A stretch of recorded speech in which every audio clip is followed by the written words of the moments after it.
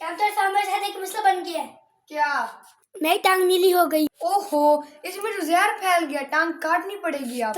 ओहो, आप काट ही हो बस।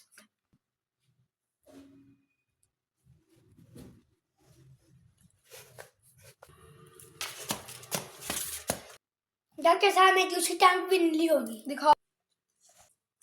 ओहो, ये भी टांग काटनी पड़ेगी।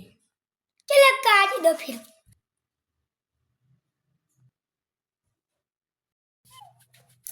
डॉक्टर साहब मैं चलूंगा कैसे? अब आपको मैं लकड़ी की टांगे लगा देता हूँ, फिर आप उससे बिल्कुल सही चलोगे। ठीक है, लगा दो। डॉक्टर साहब अब जब मेरी लकड़ी वाली टांगें भी नीली हो गई हैं।